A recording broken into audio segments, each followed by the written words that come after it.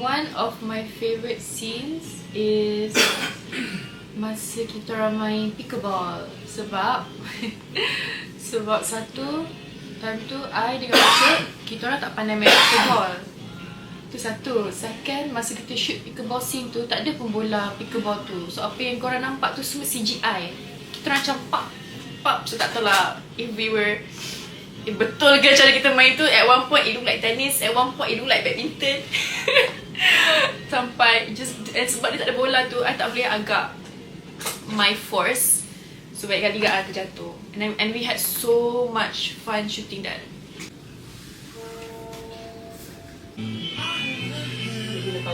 Persamaan Aira dengan Nia is one, stubborn. I think they're both stubborn in a way yang macam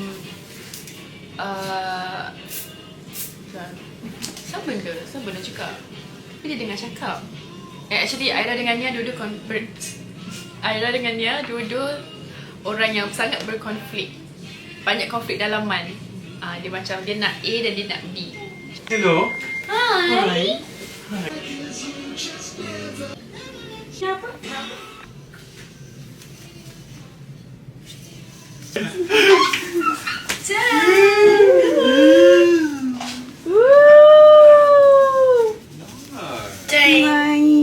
Cuba teka siapa pilih kasut ni. Aiman. Shout out Tata Gaya AR. This one dia macam ada biru punya detail. Sorry, I duduk atas katil dulu. Biru? Yeah. Okay, so kita ada lagi probably about an hour macam tu to the gala. My last words would be Bismillah, obviously.